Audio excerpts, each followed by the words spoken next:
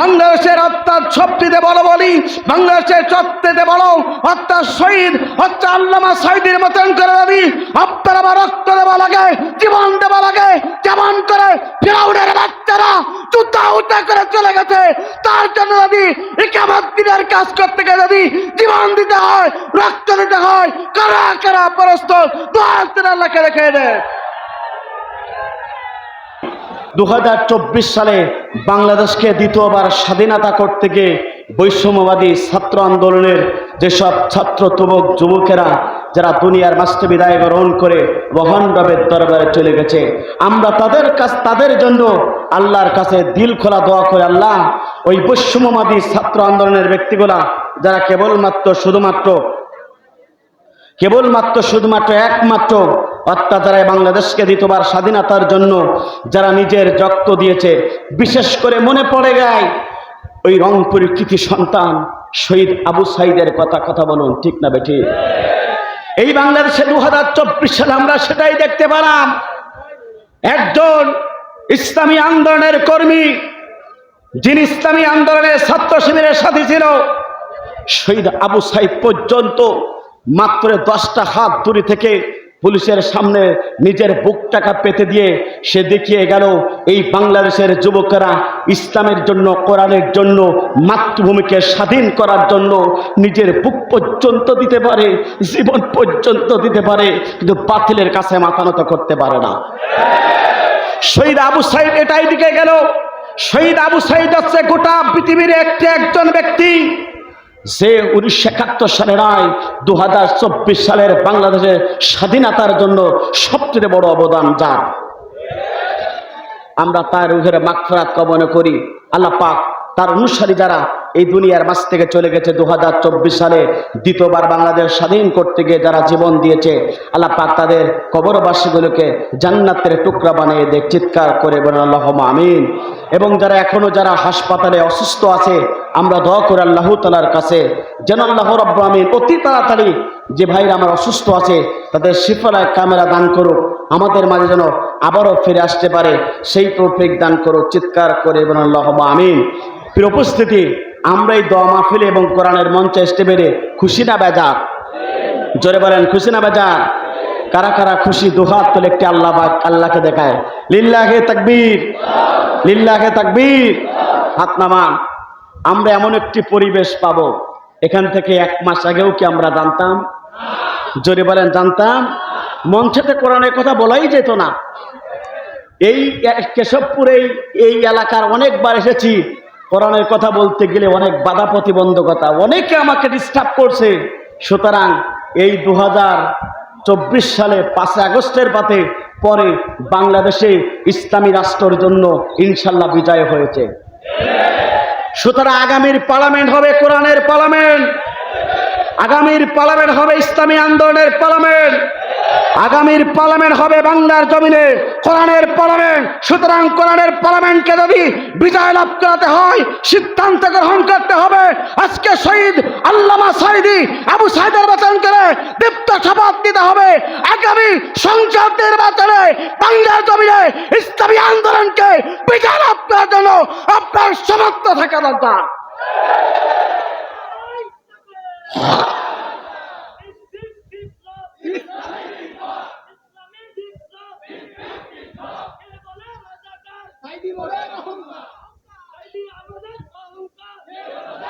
উপস্থিতি, সুতরাং আগামীর পার্লামেন্ট কোরআন আমরা সকলে চাই কিনা? বাংলাদেশে আমি সাম্প্রতিক মালয়েশিয়াতে মুসলিম ইয়ুথ কমিউনিটি সেন্টারে আয়োজিত একটি কোরআনের অর্থাৎ কনফারেন্সের আয়োজন করা হয়েছিল। বাংলাদেশ থেকে আমরা 4 জন মেহমান গিয়েছিলাম, যার আজকে যিনি প্রধান মেহমান মুফতি আমির হামজা সেই কনফারেন্সে কোরআনের কথা বলেছে। আমি আপনাদের আল্লাহর গোলাম, আপনাদের প্রিয় সন্তান সমতুল্য কারোর ভাই আল্লাহ রাব্বুল আমিন সেই মঞ্চে আমাকে কোরআনের কথা বলেছেন। সারা বাংলাদেশের এক উজ্জ্বল জ্যোতিষ্ক কবির বিন সামাদ এবং বগুড়ার কৃতি সন্তান অর্থাৎ আব্দুল সালাম যুক্তিবাদী, তিনিও কথা বলেছেন। আমরা সেখানেও কথা বলেছি। তো মালয়েশিয়া প্রবাসীর সকলের দাবি আগামীতে যেন এই বাংলাদেশে ইসলামী রাষ্ট্র প্রতিষ্ঠার জন্য যারা বাংলাদেশে সঠিকভাবে একটি দল আছে, যারা বাংলাদেশে যদি পার্লামেন্টে যেতে পারে, তারা বিশ্বাস করে এই বাংলাদেশের সমস্ত রক্ত খচিত এই লাল পতাকা তারা টিকিয়ে রাখতে পারবে। এই দলটার কেউ নাই। ওপেন ভাবে তারা বলে দিয়েছে, বাংলাদেশ জামাত ইসলামের কাছে যদি বাংলাদেশের পার্লামেন্ট দেওয়া হয়, তাহলে সমস্ত গোটা পৃথিবীর বাঙালি যারা আছে তারা বিশ্বাস করে এই দেশ সঠিকভাবে চলবে।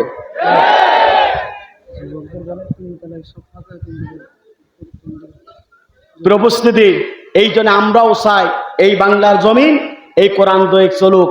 আমাদের কোনো সমস্যা আছে? এই কোরআন দিয়ে জমিন চললে কেউ কারের মারবে না, কেউ কার আঘাত করতে পারবে না।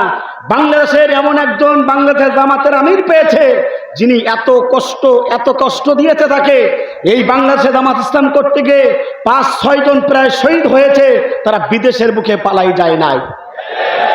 সুতরাং বাংলাদেশের সবচেয়ে ক্ষতিগ্রস্ত হয়েছে বাংলাদেশ জামাত ইসলামের কর্মীরা, এবং তারা জুলুম নির্যাতনের শিকার হয়েছে। কিন্তু তিনি বিদায় হওয়ার পরে ঘোষণা দিয়েছে, আমি সমস্ত মানুষগুলোকে ক্ষমা করে দিয়েছি।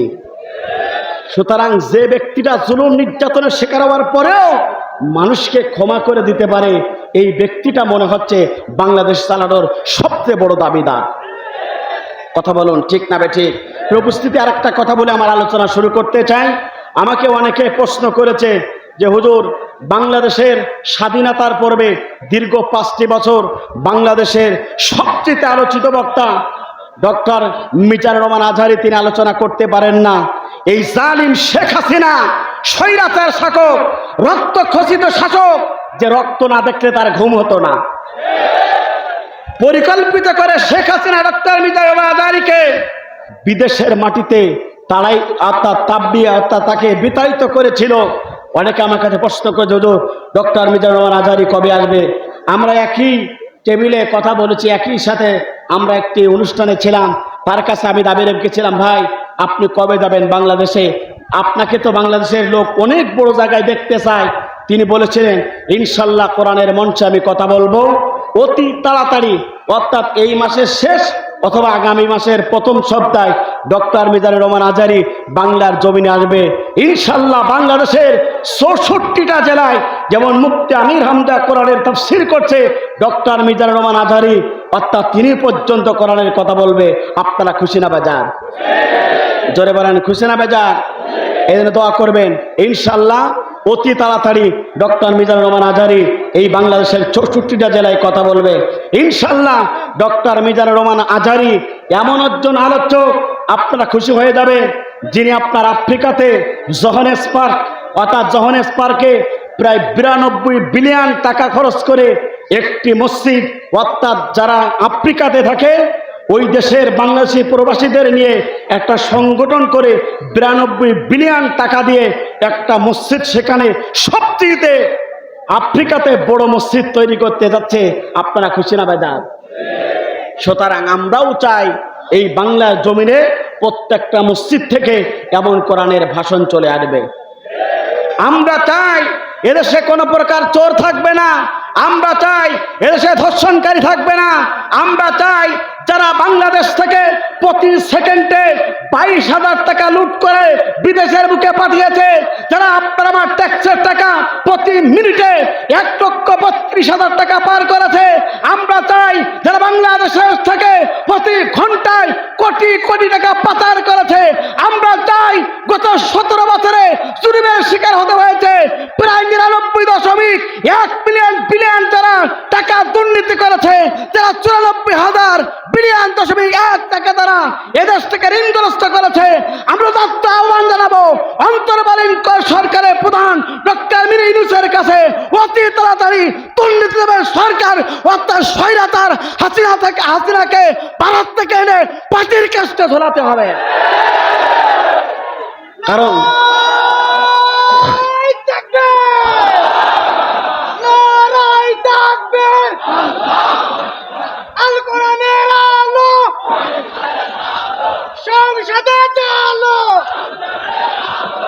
ইসলামের শত্রুরা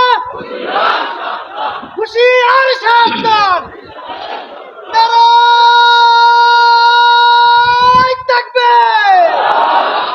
এতটাই দুর্নীতি করেছে, আপনার আমার রক্তগুলো চুষে খাবার মতন শেষ। কথা বলুন ঠিক না বেঠিক? এতটাই দুর্নীতি করেছে, ব্যাংকগুলোকে লুট করা হয়েছে, এতটাই দুর্নীতি করেছে, বাংলাদেশের সমস্ত মাটিগুলা ওরা খেতে পেলে সবচেয়ে খুশি হয়ে যেত। কিন্তু বিজয় দান করেছেন তিনি কে? ইন্না বাদশা রব্বিকাল শাদীদ। যখন আল্লাহ পাক ধরবে, দুনিয়ার কেউ আর রাখতে পারবে না। আমরা দেখেছিলাম ফেরাউন অর্থাৎ মুসা আলাইহিস সালাতু ওয়াস সালাম কালেমার দাওয়াত দিয়েছিল, ফেরাউন সহ্য করতে পারি নাই, মুসাকে বিরোধিতা করেছিল, সেই ফেরাউনকে সুপিয়ে সুপিয়ে মেরেছিলেন তিনি কে?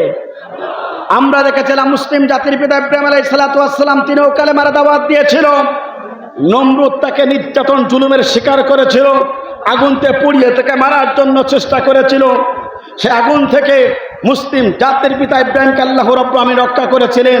আর জুতা পিটা করে গোটা পৃথিবীতে দৃষ্টান্ত রাখার জন্য নমরুদকে আল্লাহ রাব্বুল আলামিন পৃথিবীর মাঝ থেকে বিদায় গ্রহণ করেছিল। আমরা দেখতে পেরেছিলাম আপনার আমার নবী অর্থাৎ তিনি কালেমার দাওয়াত দেওয়ার কারণে আবু জেহেল তার বিরোধিতা করেছিল, সে আবু জেহেলকে আল্লাহ রাব্বুল আলামিন মাদ আর মুআদের কাছ থেকে তারা পিতের মাছ থেকে দুই ভাই ওই আবু জেহেলকে অর্থাৎ সবচেয়ে পিতের মাছ থেকে বিদায় গ্রহণ করেছিল। কথা বলুন ঠিক না বেঠিক? আর বাংলাদেশের সবচেয়ে স্বৈরাচার শাসক, জুলুমকারী শাসক, রক্তচোষা শাসক, সবচেয়ে ধর্ষণকারী অর্থাৎ যে আল্লামা সাঈদীকে প্ল্যান করে হত্যা করেছিল ভারতের প্রোটেকশন দিয়ে, সে আল্লামা সাঈদীকে নির্মমভাবে শেখ হাসিনা হত্যা করেছিল, সেই শেখ হাসিনাকে আল্লাহ রাব্বুল আলামিন এমন শাস্তি দিয়েছে 2024 সালে ছাত্রদের কাছ থেকে জুতা পিটা খেয়ে লুঙ্গি উঁচু করতে করতে চলে গিয়েছে।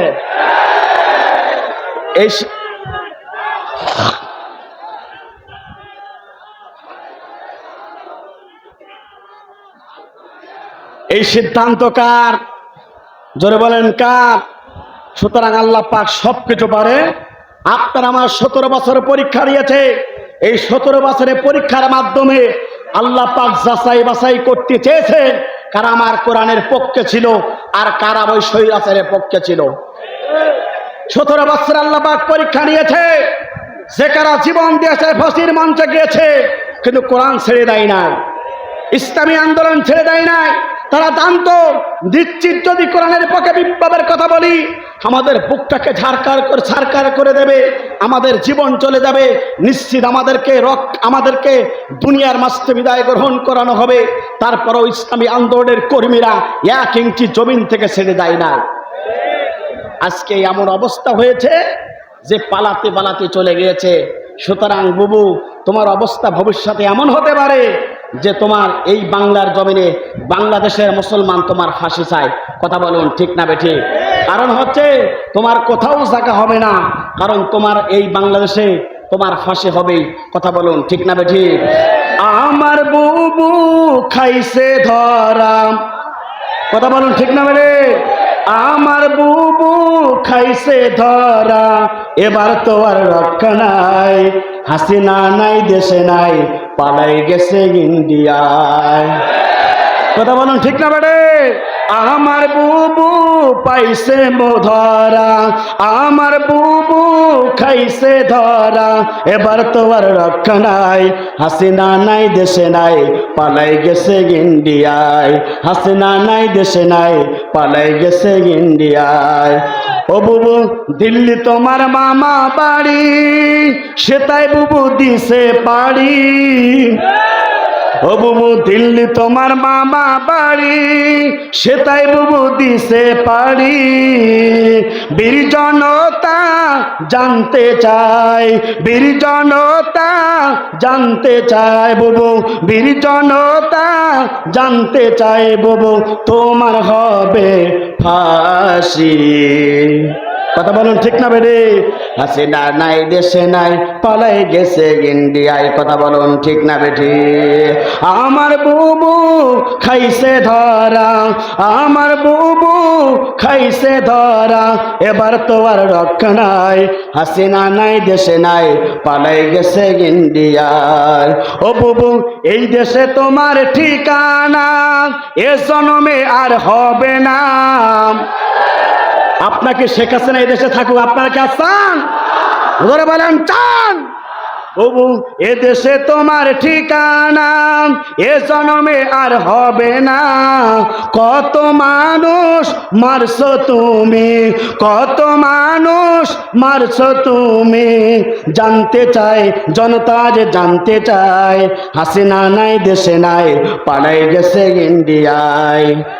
আমার বুবু খাইছে ধরা, আমার বুবু খাইছে ধরা, এবার তোমার রক্ষা নাই। হাসিনা নাই দেশে নাই, পালাই গেছে ইন্ডিয়ায়। হাসিনা নাই দেশে নাই, পালাই গেছে ইন্ডিয়ায়। ও বুবু কোথায় তোমার বাহাদুরি, কোথায় তোমার সলসাতুরি? সকালে একটা মিথ্যা কথা, সন্ধ্যা একটা মিথ্যা কথা, আর মানুষটা মারলে ওর ঘুম হতো না। বুবু কোথায় তোমার বাহাদুরি, কোথায় তোমার সলসাতুরি? তোমার বাবার স্বপ্ন বুবু, তোমার বাবার স্বপ্ন বুবু ভাইসে গেল গঙ্গায়। হাসিনা নাই দেশে নাই, পালাই গেছে ইন্ডিয়ায়। হাসিনা নাই দেশে নাই, পালাই গেছে ইন্ডিয়ায়। আমার বুবু খাইছে ধরা, আমার বুবু খাইছে ধরা, এবার তো আর রক্ষা নাই। হাসিনা নাই দেশে নাই, পালাই গেছে, পালাই গেছে। সুতরাং আমরা চাই অনতি বিলম্বে বাংলার জমিন এসে তাকে হত্যা মামলার ফাঁসির কার্য অর্থাৎ ফাঁসিকে তাকে ঝোলাতে হবে। কথা বলুন ঠিক না বেঠিক? উপস্থিতি আপনাদের কাছে সময় নিতে চাই। আমির হামজা যেহেতু আপনারা সকলে জানেন, অনেকেই আপনারা জেনেছেন জামির হামজা আসবে কিনা, আমি আপনাদেরকে উদাত্ত আহ্বান জানাচ্ছি। ডেটটা আমি নিয়েছি, আমি যখন মালয়েশিয়াতে ছিলাম সেই সময় আমি ডেট নিয়েছি। ইনশাল্লাহ উনি যশোর দিয়ে অর্থাৎ মনিরামপুর পার হয়ে প্রায় আপনার কেশবপুরের কাছাকাছি উনি আসবেন। সুতরাং আপনারা কি ব্যস্ত হবেন? জোরে বলেন ব্যস্ত হবেন? আপনাদের কাছে আমার উদাত্ত আহ্বান, কেউ বিশৃঙ্খলা সৃষ্টি করবেন না। তো 4টা বাজুক আর 5টা বাজুক, যে কোনো সময় উনি এসে আপনাদের মাঝে কথা বলবেন। আপনাকে বিশৃঙ্খলা তৈরি করবেন? যদি ডক্টর শফিকুর রহমানের আদেশে যদি বাংলাদেশ জামাত ইসলামের প্রত্যেকটা মানুষকে যদি ক্ষমা করে দিতে পারে, আর আপনি আমি কি একটু ধৈর্য সহকারে আজকে কোরআনের মঞ্চানে বসে থাকতে পারবো না? কারা কারা কোরআনের ময়দানে ধৈর্যচ্যুত না হয়ে ধৈর্যের সাথে কোরআনের ময়দানে বসে থাকবেন? দুহাত তুলে একটু আল্লাহকে দেখান। লিল্লাহে তাকবীর, লিল্লাহে তাকবীর। হাত নামান। প্রিয় উপস্থিতি, আজকে আপনাদের সম্মুখে গুরুত্বপূর্ণ আলোচনা করতে চাই।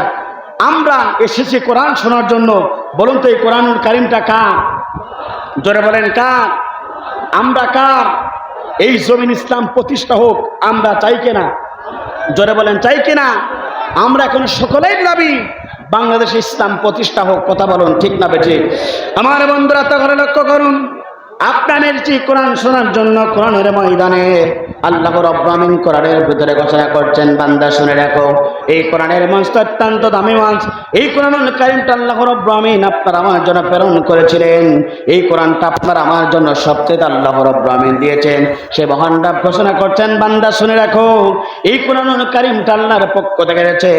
গোটা পৃথিবীতে যতবার করে অন্ধকার পথ আছে, অন্ধকার মত আছে, অন্ধকার মতদর্শ আছে, সমস্ত মতদর্শ সবকে দরবার করে এই কোরআনটা নাজিল করা হলো কেবলমাত্র শুধুমাত্র একমাত্র এই জমিন ইসলাম প্রতিষ্ঠার জন্য। কথা বলুন ঠিক না বেঠিক?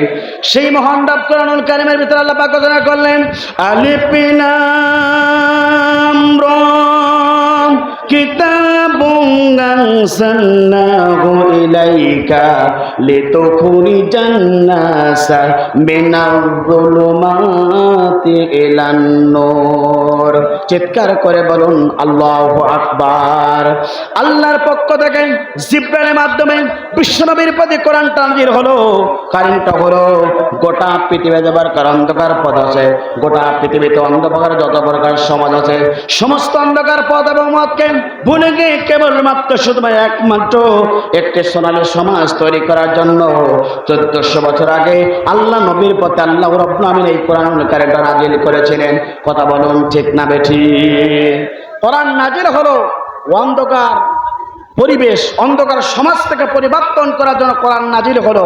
উপস্থিতি, কোরআনটা নাযিল হলো এমন একটা সমাজে ইসলামের প্রতি যে সমাজে নারীর কোনো সতীত্ব গ্যারান্টি ছিল না, মারামারি কাটাকাটি হানাহানি লেগেই থাকতো, জোর যার ছিল মূল্য তার ছিল, এমন একটা সমাজে কোরআন নাযিল হয়ে গেল।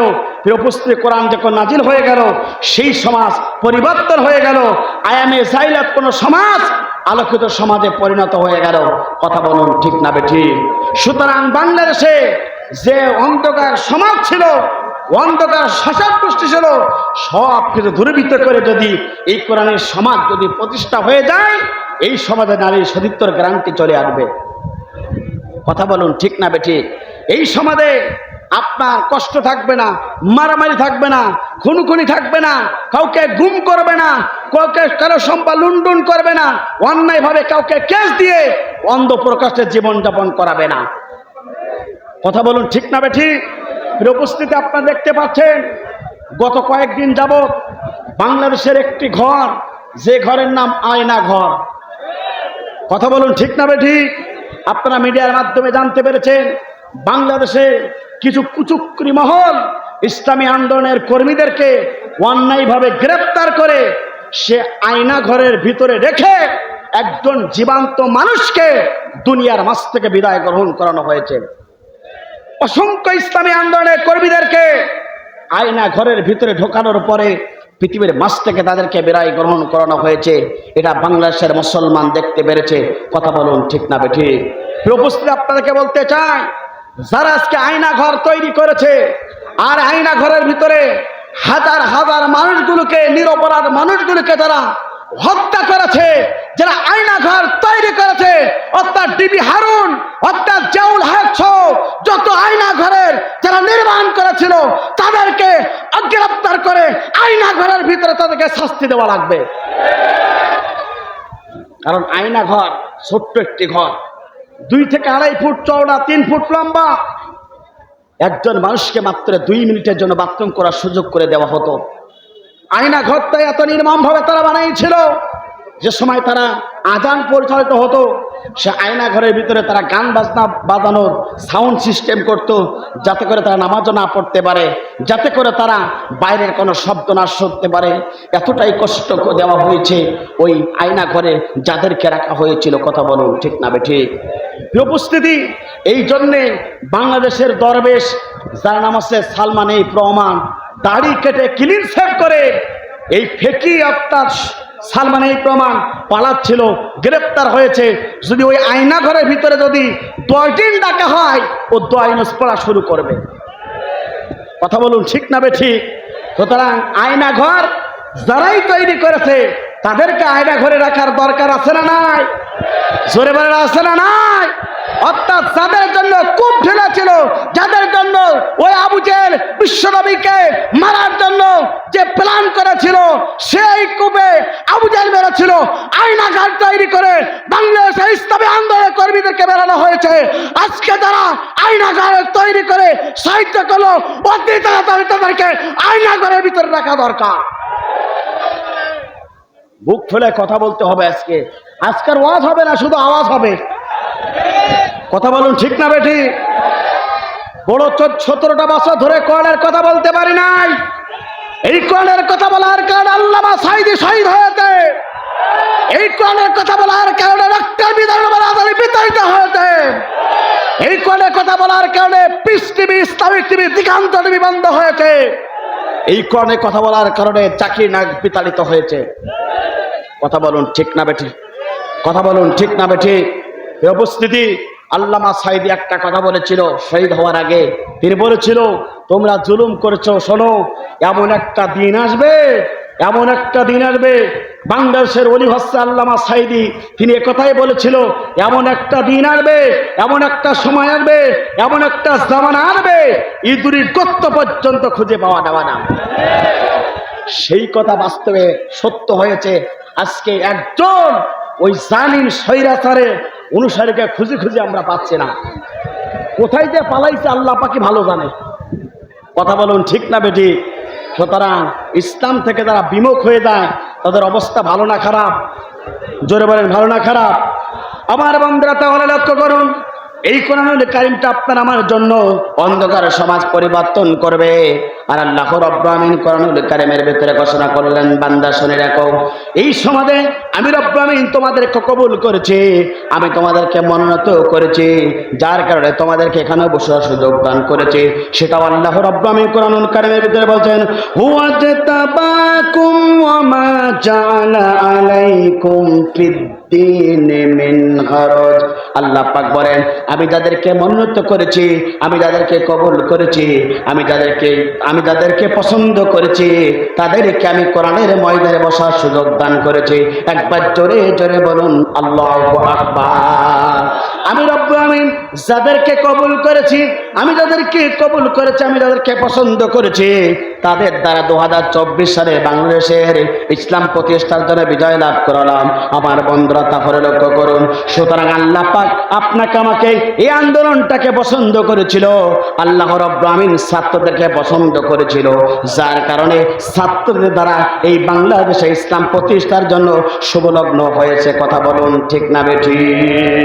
এই জন্য মহান রব কোরআনুল কারীমের ভিতরে বলছেন, বান্দা শুনে রাখো, আমি রব্বুল আমিন তোমাদেরকে পছন্দ করেছি, আমি রব্বুল আমিন তোমাদেরকে চয়েস করেছি, আমি রব্বুল আমিন তোমাদের প্রতি খুশি হয়ে গেছি, যার কারণে দিনের জন্য তোমাদেরকে কবুল করেছি।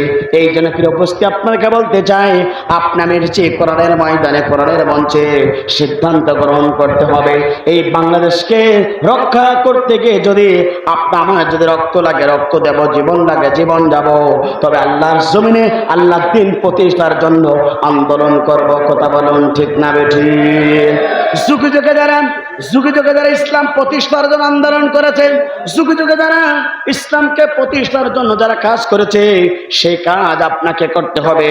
এই কাজ যদি আপনি করতে পারি, আপনাকে আমাকে যিনি পছন্দ করবেন তিনি কে? জোরে বলেন, তিনি কে? তাহলে আল্লাহ পাক আপনাকে আমাকে পছন্দ করেছে।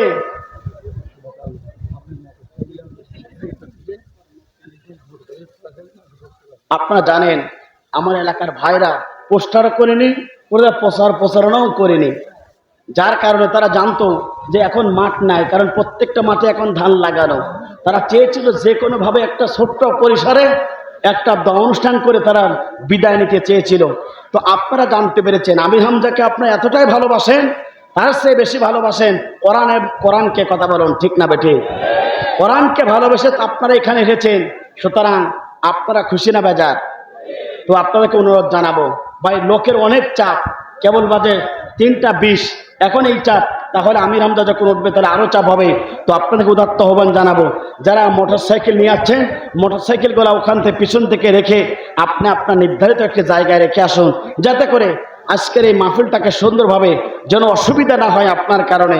এই জন্য আপনাকে অনুরোধ জানাবো, কমিটির পক্ষ থেকে যারা মোটরসাইকেল নিয়ে যাচ্ছেন, মোটরসাইকেলগুলো একটু দূরে রাখার ব্যবস্থা গ্রহণ করবেন। প্রিয় উপস্থিতি, আপনাদেরকে বলতে চাই, আমি আজকে যে বিষয়ের উপর আলোচনা করতে চাই, সেই বিষয় আলোচনা করার জন্য শুরু করতে চাই। প্রিয় উপস্থিতি, বর্তমানে নয়, গোটা পৃথিবীতে মুসার কাছে পরাজিত হয়েছিল, নাম তার ছিল ফেরাউন। কথা বলুন ঠিক না বেঠে? আর বাংলাদেশে ফেরাউন ছিল, সবাই জানে, বুক ফুলে বলতে পারত না, যার নাম শেখ হাসিনা।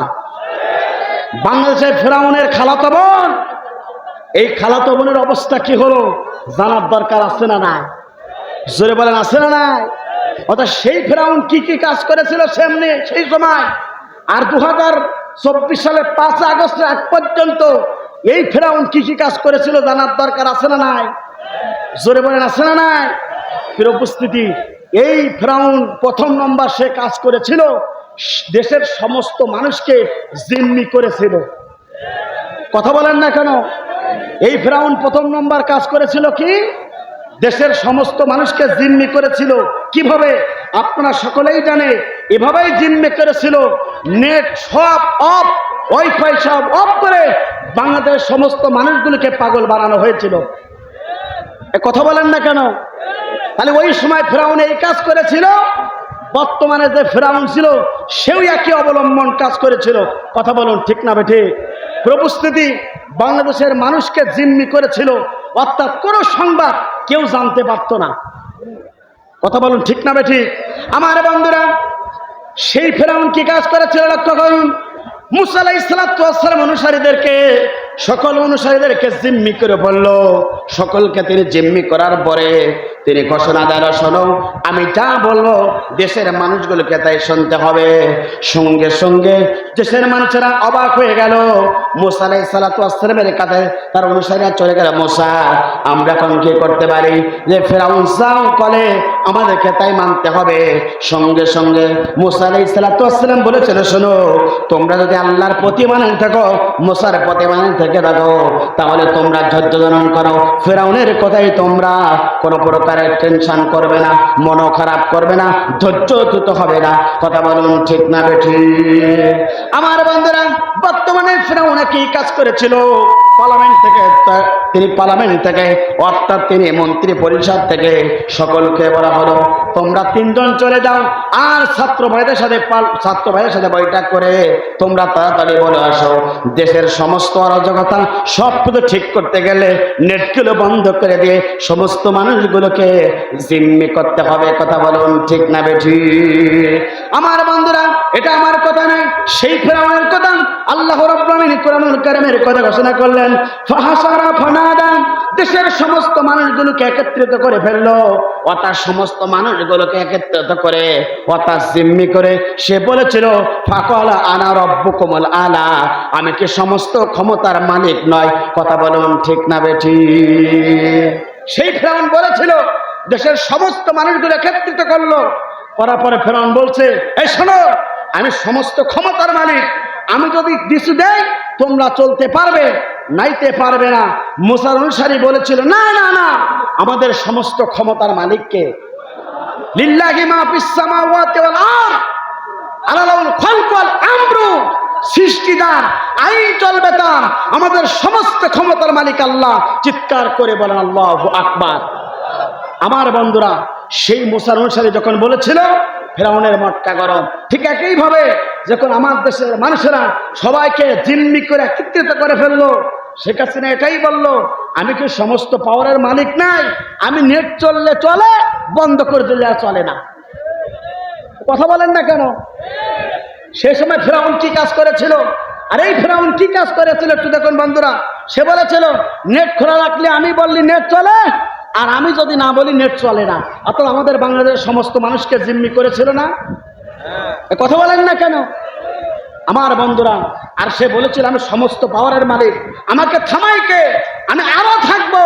কিন্তু আল্লাহ পাক বলল, তোরা রাখবো না। কথা বলুন ঠিক না বেঠিক? এই খেলা কার? জোরে বলেন কার? এই ছাত্র ভাইরা আছে আবাবিল পাখির মতো, তারা ছোট্ট ছোট পাখি, আবাবিল পাখি দেব। ওখানে কাবাঘরকে আল্লাহ পাক তাদের দ্বারা সাহায্য করেছিল। আর বাংলাদেশের লাল পতাকা, খতিদাই পতাকায় রক্ষা করলো আল্লাহর সবচেয়ে গায়বী ফেরেশতা দ্বারা, আর বাংলাদেশের ছাত্র আন্দোলন ভাইদের দ্বারা।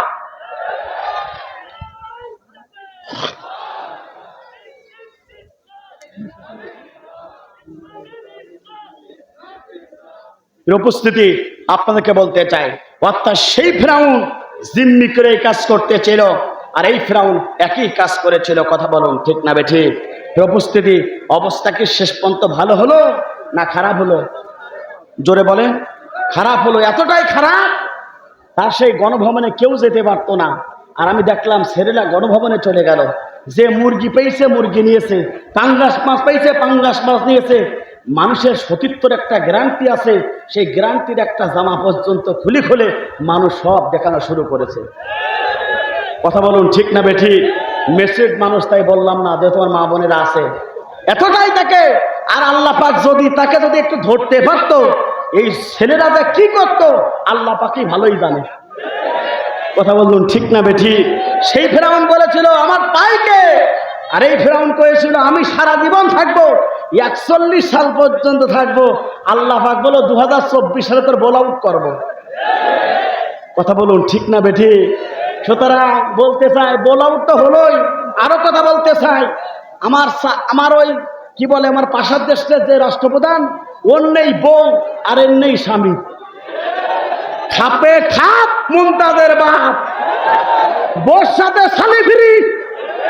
এই কথা বলেন না কেন? আর তো কোনো সমস্যা নেই, বউর সাথে শালি ফিরি পেয়ে সেখানে তুমি রাষ্ট্রভাষ্ট করো, ইতিহাস প্রমাণ করে কাউকে কম ছাড় দেয় না আল্লাহ পাক। ধরে মোল্লা ধরে না, ধরলে মোল্লা ছাড়ে না, সবাই ধরে বারবার, মোল্লারা ধরে একবার। এই মোল্লারা যাদেরকে ধরেছে জানাজার নামাজ তাকে পড়াই লেগেছে। কথা বলুন ঠিক না বেঠি? আমার বন্ধুরা, এই বাংলার জমিনটাকে পুত পবিত্র করেছিল তার বাপের মূর্তি বানাই। এখন রাস্তাঘাটে কি আর পাওয়া যায়? পাওয়া যায়? কোটি কোটি টাকা খরচ করে দেশের পবিত্র ভূমিকে নষ্ট করতে চেয়েছিল যে মূর্তি দ্বারা এদেশের দামাল ছেলেরা 1 ঘন্টায় ফকা ফক। কথা বলুন ঠিক না বেঠি? আমার বন্ধুরা, সুতরাং জালিমের অনুসারী যারাই আছে তাদেরকে বলতে চায় তওবা করে আল্লাহর কাছে মাপ চেয়ে কোরআনের কাছে আসুন। কোরআন তোমাকে হাতছানি দিয়ে ডাকছে। তওবা করে জুলুমটা করেছো, ক্ষমা চাও আল্লাহর কাছে। আল্লাহ পাক ক্ষমা না করলে তোমাকে কেউ ক্ষমা করতে পারে না। আল্লাহর কাছে ক্ষমা চান। কত অপরাধ করেছো, কত ভাইকে জুলুম করেছো, নির্যাতন করেছো, কত ভাইয়ের বুক খালি করেছো, কত বাবার বুক খালি করেছো, কত নিরপরাধ মানুষগুলোকে বাড়ি থেকে ধরে ধরে জেলখানা অন্ধকার করে জীবন যাপন করিয়েছো, কত ভাইদেরকে কত কষ্ট দিয়েছো, ঘুমাতে পারি নাই 1 বছর 2 বছর 15 বছর পর্যন্ত। ওই চাঁপাইনবাবগঞ্জের মানুষ, ওই সাতক্ষীরার মানুষ পর্যন্ত ঘুমাতে পারি নাই। এই জুলুম করেছো, ক্ষমা চাও কার কাছে? আল্লাহর কাছে। উপস্থিতি, তাহলে সেই সময় ওই সেই অনুসারী ফেরাউন করেছিল এই কাজ। দেশের সমস্ত মানুষগুলোকে জিম্মি করে বলেছিল আমার মতন পাওয়ার আল্লাহর কে আছে? আর বাংলাদেশের 90 ফেরাউনের বাচ্চা একই কাজ করেছিল। কথা বলুন ঠিক না বেঠি? আমার বন্ধুরা, তাহলে লক্ষ্য করুন, এই ফেরাউন এই কাজ করেছিল। তাই 1 নম্বর পয়েন্ট হলো, সেই ফেরাউন বলেছিল আমার মতন ক্ষমতাধর ব্যক্তি, আমার মতন পাওয়ারওয়ালা ব্যক্তি আর কি আছে? আর বাংলাদেশের ফেরাউনের বাচ্চা ছিল শেখ হাসিনা, সেও ঠিক একই কাজ করেছিল। সেই ফেরাউনকে আল্লাহ পাক চুপিয়ে চুপিয়ে মেরেছিল। আর এই ফেরাউনকে আল্লাহ রাব্বুল আমিন বাংলাদেশ থেকে বিতাড়িত করে তাকে ছেড়ে দিল। কথা বলুন ঠিক না বেঠি? আমার বন্ধুরা, ফেরাউনের 2 নম্বর অনুসারী হলো, 2 নম্বর পয়েন্ট হলো, সেই ফেরাউন ছিল সীমালঙ্ঘনকারী। আর এই সীমালঙ্ঘনকারী এই ফেরাউন পর্যন্ত ছিল। কথা বলুন ঠিক না বেঠিক? সেই ফেরাউন ছিল সীমালঙ্ঘন করেছিল, অর্থাৎ তিনি এতটাই সীমালঙ্ঘন করেছিল, তিনি বলতো আমি খোদাই দাবি করেছিল। এই ফেরাউন এতটাই খোদাই দাবি করেছিল যে তিনি কারোর কথা মানত না, কোরআনের কথা মানত না। কোরআনের ময়দানকে বন্ধ করে দেওয়ার জন্য পার্লামেন্ট থেকে পর্যন্ত ঘোষণা দিয়েছিল। কথা বলুন ঠিক না বেঠিক? তাফসীর মাহফিল হবে, তাদের পোস্টারে নাম না দিলে তাফসীর মাহফিল হতে দিত না। তাদের যদি অনুমতি না হয় তাহলে তাফসীর মাহফিল দেওয়া হতো না, এমন নীতি ছিল। কথা বলুন ঠিক না বেঠিক? অর্থাৎ সেই ছিল সবচেয়ে সীমালঙ্ঘনকারী। এবার আল্লাহ রাব্বুল আমিন কোরআনুল কারীমের ভিতরে তার উত্তর দিয়ে দিলেন।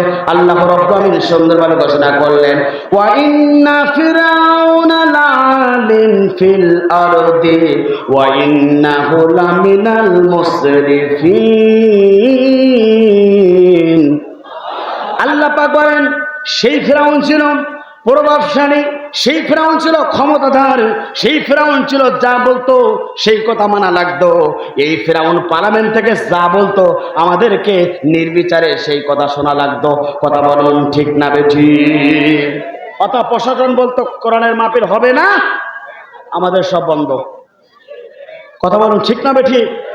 গত এপ্রিল মাসের 15 তারিখ এই ময়দানে আমির হামদার আসার কথা ছিল। এই ফেরাউনের অনুসারীরা বন্ধ করে দেওয়া হয়েছে। এই ফেরাউন অনুসারীরা সেই তাফসীর মাহফিলটাকে বন্ধ করে দেওয়া হয়েছিল।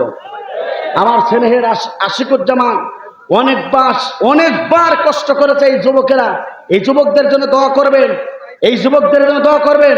স্বাধীনতার পরে, এই 2024 সালে স্বাধীনতার পরে প্রথম তাফসীর মাহফিল, দোয়া মাহফিল আমির হামদার দিয়ে তারাই চেষ্টা করেছিল, পারি না। স্বাধীনতার পরে এই যুবকেরা আপ্রাণ কষ্ট করে তারা অবশ্যই সফলতা আনার জন্য চেষ্টা করতেছে। প্রিয় বন্ধুরা, তাহলে সেই ফেরাউন ছিল ক্ষমতাদার, এই ফেরাউন ছিল পর্যন্ত ক্ষমতাদার, চেষ্টা করেছিল কিন্তু থাকতে পারে না। খেলা কার? জোরে বলেন কার?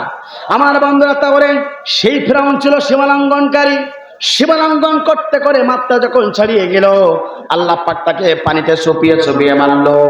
আর এই নব্য ফেরাউনের বাচ্চা, ফেরাউনের খালাতো বোন ছিল সেও নব্য ফেরাউনের বাচ্চা, সে সীমালঙ্ঘন করতে করতে এতটাই মাত্রা উঠে গিয়েছিল, মানুষকে মানুষ বলে পরোয়া করতো না। সেই ফেরাউনকে আল্লাহ রাব্বুল আমিন এই বাংলার জমিন থেকে বিতাড়িত করানো হয়েছে। কথা বলুন ঠিক না বেঠিক? আমার বন্ধুরা, সেই ফেরাউনকে আল্লাহ রাব্বুল আমিন চুপিয়ে চুপিয়ে মেরেছিল। আর এই ফেরাউনকে আল্লাহ রাব্বুল আমিন অর্থাৎ শাড়ি কিছুই নিয়ে যেতে পারলো না, দৌড়াতে দৌড়াতে পালাইছে। আমরা দেখেছি। কথা বলুন ঠিক না বেঠিক? এই খেলা কার? জোরে বলেন কার? আল্লাহ পাক বলছে নিশ্চয় সে ছিল সীমালঙ্ঘনকারী। সুতরাং সীমালঙ্ঘন যারা করেছে তাদের কি আর সাপোর্ট করা যাবে? জোরে বলেন যাবে? আমার বন্ধুরা, এবার আপনাদের কাছে আহ্বান জানিয়ে চাই, সুতরাং আমরা চাই সেই ফিরাউনের দলকে অতি তাড়াতাড়ি নিবন্ধন বাতিল করা লাগবে। কথা বলুন ঠিক না বেঠিক? আমরা চাই সেই ফিরাউনের কোনো কাজ 2024 সালের পর থেকে বাংলা জমিন আর হবে না। কারা কারা চান? আল্লাহকে রেখে দেন। লিল্লাহে তাকবীর, লিল্লাহে তাকবীর। আল কোরআনের আলো, দুনিয়ার মুসলিম হাত নামান। শুধু তাই না, বাংলাদেশ জামাত ইসলামীকে অর্থাৎ 3 তারিখে 2 তারিখে তাদের নিবন্ধন বাতিল করা হলো, আর তাদের 3 দিন পরে দেশ থেকে পালাতে হলো। বাংলাদেশ জামাত ইসলামের কোন কর্মী পর্যন্ত দেশ ছেড়ে পালাই যায় নাই। আর আমরা এতই দেখতে পারলাম, তুমি 1 ঘন্টার মধ্যে তুমি থাকতেও পারলে না। অনেকে বলতো খেলা হবে, খুঁজে পাওয়া যাচ্ছে না কাউয়া কাদেরকে। কথা বলুন ঠিক না বেঠিক? আমরা কত মামু আসো, তোমার সাথে আমরা খেলতে চাই, আমাদের বাচ্চাদের সাথে খেলো, তোমার কত সাহস, তুমি সেখানে থাকে একটু বলো বাবা খেলতে চাই, তোমার 1 কান পা পর্যন্ত থাকবে না। সুতরাং যারা খেলা করতে চেয়েছিল সব কোথায়? মাঠের নিচে। কোথায়? সব মাঠের নিচে চলে গিয়েছে। কথা বলুন ঠিক না বেঠিক? প্রিয় বন্ধুরা, এই জন্য জীবনে বেঁচে থাকতে কাউকে বড় কথা বলা যাবে? ধরে বলেন যাবে না। আপনারা এখন ভালো আছেন, আমি আপনাদের দ্বারা আহ্বান করব, লেটেস্ট একটা খবর শোনেন। আমার বাড়ির পাশে একজন হিন্দু মহিলা আছে, আমার বাড়ির পাশে একজন হিন্দু মহিলা আছে, সেই মহিলার ছেলেকে দোকানপাট ভাঙা হয়েছে। তো আমি জিজ্ঞাসা করলাম যে চাচি, আমি জিজ্ঞাসা করলাম দিদি এই কাজ কারা করতে পারে? কথা এই সমাজের কিছু খারাপ চক্রী ব্যক্তি। তো সেই হিন্দু মহিলা আমাকে বলছে জামাত ইসলামের ছেলেপিলি এই কাজ করতে পারে না। আমার দিদি গতকালকে, আমি গত পরশু চকলেট দিচ্ছি আমি মালয়েশিয়াতে আসার পরে, আমি যখন দিতে গেলাম তিনি আমাকে বললো যে আগামী নির্বাচন যদি হয়, আমি একজন হিন্দু মহিলা বলছি বাবা তোমাকে সাক্ষী রেখে বলছি, তার 5টা সন্তান, মহিলা আমাকে এতটুকু বললো আগামী নির্বাচনে হয় আমি জামাত ইসলামী টাইবাল্লায় ভোট দেবো। তাই বোঝাই যাচ্ছে হিন্দুরা পর্যন্ত জামাত ইসলামকে ভালোবাসে, কারণ তারা জানে জামাত ইসলামের কর্মী দ্বারা এই বাংলাদেশে কোনো মারামারি হতে পারে না। তারা জানে বাংলাদেশে জামাত ইসলামী অর্থাৎ জামাত ইসলামের কর্মীরা ওই আপনার মন্ডলের আগুন ধরায় না, বরং পুজো মন্ডল তারাই পাহারা দিতে পারে। সুতরাং উপস্থিতি আপনাদেরকে লক্ষ্য করে বলতে চাই, আপনার দ্বারা আপনার ভাই কষ্ট পাক, এটা কি চান? জোরে বলেন চান? না। আমার বন্ধুরা তাহলে লক্ষ্য করুন, এরপরে আল্লাহ রাব্বুল আমিন এই কোরআনুল কারীমের ভিতরে ঘোষণা করছেন বান্দা শুনে রাখো, তাই সেই ফিরাউন ছিল প্রভাবশালী, সেই ফিরাউন ছিল সবচেয়ে ক্ষমতাধর। আল্লাহ রাব্বুল আমিন তাকে বিদায় গ্রহণ করেছেন ওই ক্ষমতাধর আর ক্ষমতা অপব্যবহার করার কারণে। সুতরাং আপনার আমার দ্বারা যেন এই সমাজে কোনো ক্ষমতার অপব্যবহার যেন না হয়, এটাকে লক্ষ্য করতে হবে। কথা বলুন ঠিক না বেঠিক? 3 নম্বর ফিরাউনের, সেই ফিরাউনের কাজ ছিল সে তার জাতির লোকদেরকে পথভ্রষ্ট করত, অর্থাৎ জাতির লোকদেরকে মূর্খ বানানোর জন্য চেষ্টা করেছিল।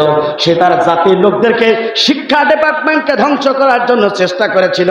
আর আজকে আমরা বর্তমানে দেখলাম এই নব্য ফিরাউনের বাচ্চা বাংলাদেশের মেধাবী ছাত্রদেরকে ধ্বংস করার জন্য, মেধাকে ধ্বংস করার জন্য শিক্ষা ডিপার্টমেন্ট খাওয়ানো কথা খেয়ে ফেলাইছে।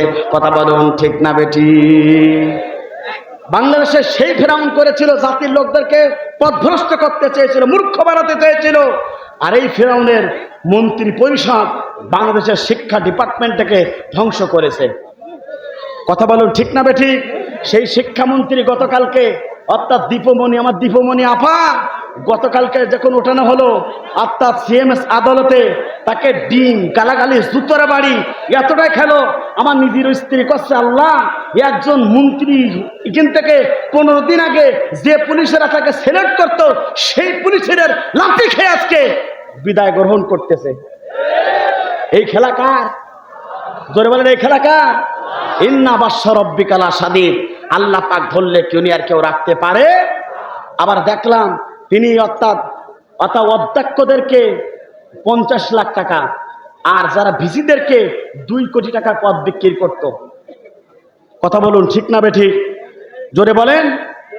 অর্থাৎ ভিসিকে তারা 2 কোটি টাকা দিয়ে ভিসির পোস্ট বিক্রি করতো এই দীপমণি, আর 50 লক্ষ টাকা অধ্যক্ষদের পদ আপনার পোস্ট বিক্রি করে চলতো দীপমণি। সুতরাং এর শাস্তি কম হবে না বেশি হবে? জোরে বলেন। তাহলে সেই ফেরাউন করেছিল জাতির লোকদেরকে পথভ্রষ্ট করাতে, আর এই ফেরাউন চাইছিল বাংলাদেশের সমস্ত মানুষদেরকে মূর্খে পরিণত করার জন্য। কথা বলুন ঠিক না বেঠিক?